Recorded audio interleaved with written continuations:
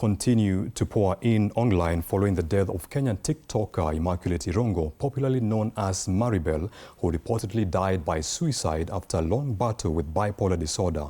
Fellow TikTok creators, fans, and mental health advocates have taken to social media to mourn her and celebrate her courage in speaking openly about mental health struggles. Modoni Brenda tells us more.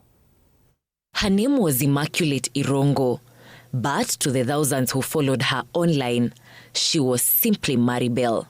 And Maribel was so much more than a TikToker.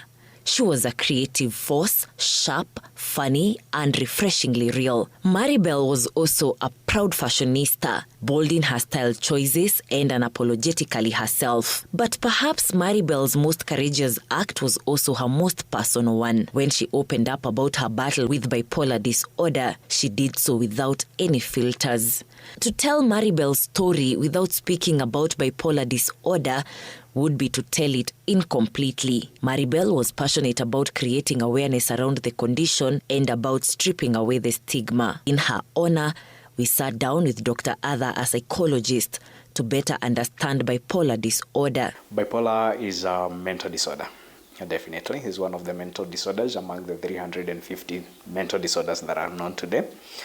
And it's characterized by mood swings, extreme mood swings. The psychologist explains that there are two types of bipolar. Bipolar 1 is characterized by at least an episode of mania that lasts for at least 1 week.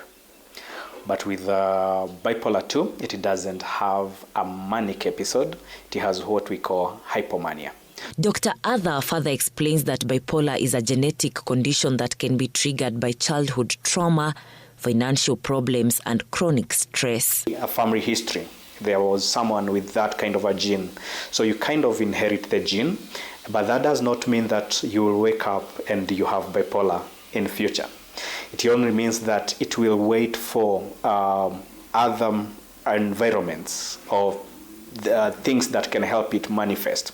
And one of the things that can help it, that can help this gene to manifest is alcohol and substances. He further describes bipolar disorder as a condition marked by intense grandiosity that clouds judgment and distorts decision-making. Those experiencing a manic episode can go weeks without sleep, feeling no fatigue, and they are very comfortable taking extreme risks. They experience a lot of hopelessness, a lot of guilt, sometimes feeling worthless, sometimes feeling lost, and even lack of pleasure in the previously enjoyed moments. And it can also be characterized by even suicidal ideation. The psychologist further explains that bipolar is a chronic condition that can be managed. To prevent the symptoms, then you continue taking the medication, and these medications are mood stabilizers and sometimes antipsychotics. So mood stabilizers, just to ensure that you don't have the erratic mood swings, and also the antipsychotics time to time. The psychologist is clear on this. With the right support systems in place, people living with bipolar disorder can lead meaningful and even extraordinary lives. You wake up, it's raining or something like that, and then at 10, it's sunny. So sometimes we normalize this conversation that the weather is bipolar. So if we can have the supportive words and minimize the words that can put or compromise the other person who is seated next to you, like, oh, you're stigmatizing this thing, so I'm like the weather, you get. So if we can be understanding and have proper words that we can approach these people with, then that becomes very, very important. It is a condition that demands to be understood, and that is precisely what Maribel spent her platform fighting for, giving language to thousands of Kenyans living with the same silent chaos. This fight against mental illness took center stage yesterday, Wednesday, at the public participation of the budget estimates in Nairobi, where the young people requested the budget committee to set aside a budget on mental health, as statistics indicate that 1 in every 4 Kenyans is struggling mentally.